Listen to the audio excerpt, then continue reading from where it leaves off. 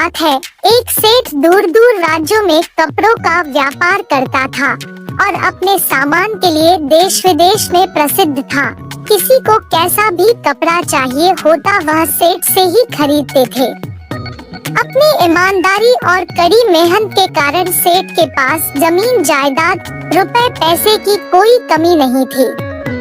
सेठ का कोई बच्चा नहीं था, केवल एक पत्नी थी जिसे सेठ बहुत प्यार करता था और देश विदेश से अपनी पत्नी के लिए तरह तरह के सुंदर सुंदर उपहार लेकर आया करता था।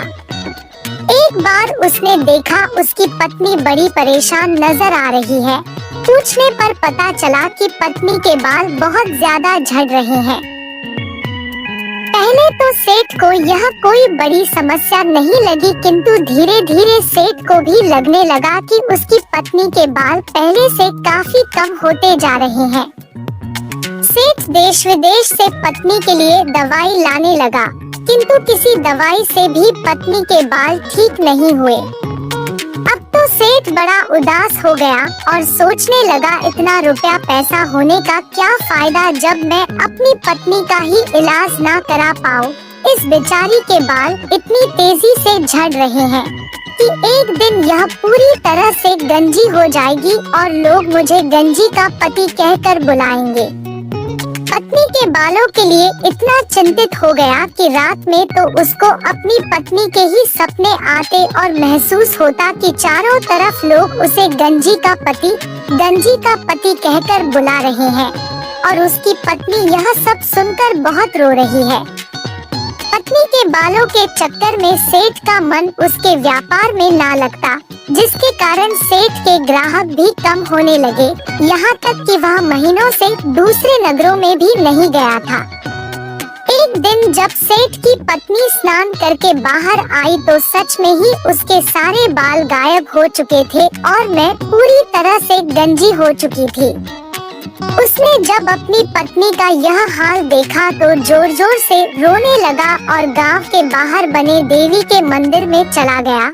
उसे लगा वहां बैठकर उसे शांति मिलेगी। जब वहां पर बैठा हुआ था, वहां पर एक साधु आया और उसने सेठ से उसकी उदासी का कारण पूछा। साधु के प्यार भरे शब्द सुनकर सेठ सिसक कर रोने लगा और बोला, महाराज मेरी पत्नी के सारे बाल गिर गए और वह पूरी तरह से गंजी हो गई है। मुझे समझ में नहीं आ रहा है कि मैं अब सबको अपना मुंह कैसे दिखाऊं।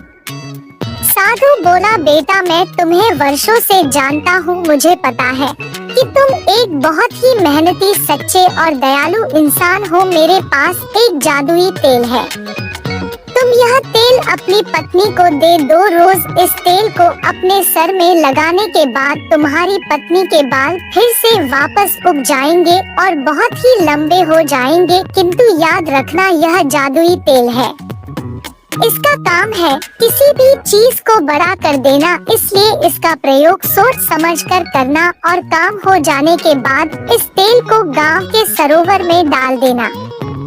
सेठ बहुत खुश हुआ और साधु से तेल लेकर उसने अपनी पत्नी को दे दिया। पत्नी पति के कहे अनुसार रोज उस तेल को अपने सर पर लगाने लगी।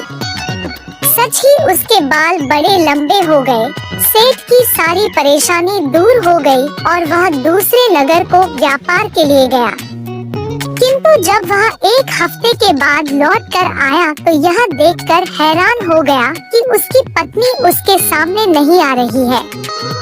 बहुत मिन्नतें और सिफारिश करने के बाद जब पत्नी सामने आई तो वह यह देखकर हैरान हो गया कि पत्नी की जुबान उसके मुंह से बाहर लटक रही थी और वह बड़ी ही भयानक लग रही थी।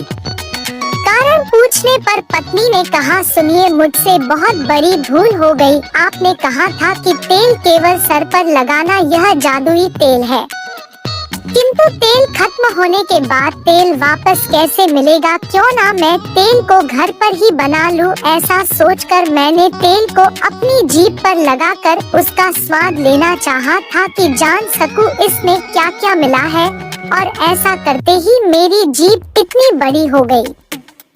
सेठ सिर पकड़कर बैठ गया। मैं समझ गया कि अब इस समस्या का कोई निदान नहीं। उसके बाद सेठ की पत्नी को किसी ने घर के बाहर कभी नहीं देखा और सेठ अपनी पत्नी की मूर्खता के कारण पूरे जीवन एक इतनी लंबी जीभ वाली पत्नी के साथ जीता रहा और यह कहावत बन गई कि पत्नियों की जीभ बहुत लंबी होती है।